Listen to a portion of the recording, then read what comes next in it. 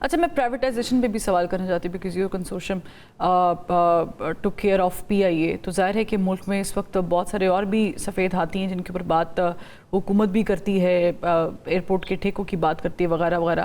What do you think کہ ابھی حکومت کو ایسے کون سے اور چند اقدامات ہیں ریلیٹڈ ٹو پرائیویٹائزیشن جو کرنے چاہیے کچھ اداروں کے، اور وہ آپ سمجھتے ہیں کہ ہو بھی جائیں گے بڑی آسانی سے؟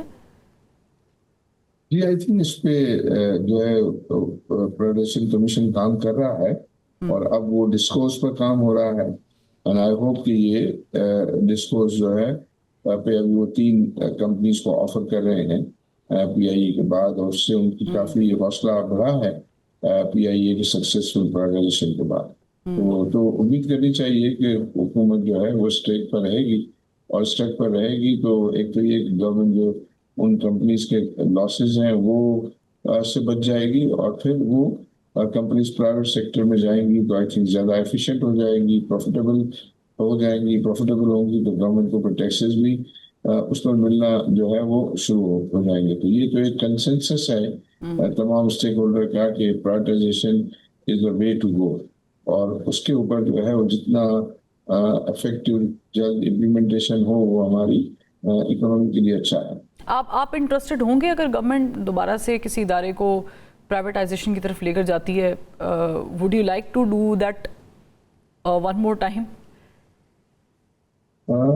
اس میں دیکھیں، ہم چونکہ کیپٹل مارکیٹ میں بیٹھے ہیں تو ہمارے پاس جو ہے وہ ایک انویسٹرز کی جو ہے وہ بینک ہے. وہ انویسٹرز جو ہیں وہ اچھی انویسٹمنٹ اپرچونیٹیز کی تلاش میں ہوتے ہیں.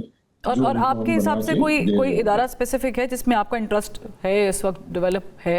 ابھی تو کوئی اسپیسیفک نہیں ہے، بٹ اگر جو بھی ایسی کوئی آفرز آئیں گی، ابھی یہ جو ڈسکورس وغیرہ ہیں وہ آلریڈی پرائیویٹائزیشن کمیشن اس کی پریزنٹیشن کر رہی ہے اور اس کو ہماری ٹیم اب ایویلویٹ کر رہی ہے. وہ ایویلویٹ کرنے کے بعد پھر وہ ڈیسائیڈ کریں گے اور کنسورشیم بنائیں گے، اور کنسورشیم میں تو ہم بھی شامل ہوں گے. ٹھیک ہے. عارف ابو صاحب، ہم نے ریسنٹلی ایک میں دورے کا ذکر کمپیریزن بنتا تو نہیں ہے لیکن بہت ضروری ہے. جب ٹرمپ نے وزٹ کیا چائنا کا تو ان کا ایک بڑا زبردست قسم کا ڈیلیگیشن کے ساتھ گیا تھا جو کہ بزنس سے ریلیٹڈ تھا. مختلف شعبے تھے جن کے ریلیٹڈ سی ای اوز ان کے ساتھ گئے تھے چائنا کے لیے for the sake of business, اور یہ نارمل چیز ہے. وزیر اعظم نے بھی اس کے بعد چائنا کا دورہ کیا، کچھ معاہدے وہاں پر وہ کر بھی آئے. پاکستانی بزنس مین، آپ کو کیا لگتا ہے کہ گورنمنٹ کس حد تک پروموشن کر رہی ہے انٹرنیشنلی، یا جو اس لیول کی ایم او یو سائن ہوتے ہیں اس میں کتنا فائدہ ابھی تک پہنچا ہے آپ کو؟ آئی تھنک ابھی جو پرائم منسٹر گئے تھے اس میں تو وہ کچھ بزنس مین اپنے ساتھ لے گئے تھے. جی جو ریلیونٹ بزنس مین تھے جو اس شعبے سے تعلق جن کا تھا، اور جنرلی وہ جو مختلف ہمارے جو پرائم منسٹرز ہوتے ہیں وہ اکثر ان کو لے جاتے ہیں. لیکن وہ صرف ایک لے جانا تو کافی نہیں ہے، اس کے بعد اس کا فالو اپ جو ہے وہ بہت میٹر کرتا ہے. کہ جو لوگ گئے انہوں نے اپنے جو کانٹیکٹ اسٹیبلش کیے، اس کے بعد ان کا فالو اپ ہوا، اور فالو اپ ہوا افیکٹو فالو اپ ہو تو پھر جا کے اس کے نتائج حاصل ہوتے ہیں. تو اس میں پاکستان ذرا لیک کرتا ہے فالو اپ میں. تو فالو اپ جو ہے وہ تو سسٹم اچھا ڈیولپ ہونا چاہیے حکومت کی سائڈ سے بھی اور پرائیویٹ سیکٹر کی سائڈ سے بھی. ٹھیک. اچھا، کل میرے پروگرام میں اشفاق طولہ صاحب تھے، انہوں نے کہا کہ یہ شاید ایک تھاٹ پریویل کر رہا ہے ود ان دا کوریڈورز کے اگلے سال شاید ہم آئی ایم ایف کی طرف نہ جائیں، ہمیں کچھ اور اس کا متبادل سوچنا پڑے گا کہ ہم اس کے چنگل سے نکلیں. اب let's hope and let's see کہ گورنمنٹ اس کے لیے کیا دوسرا راست تیار کرتی ہے.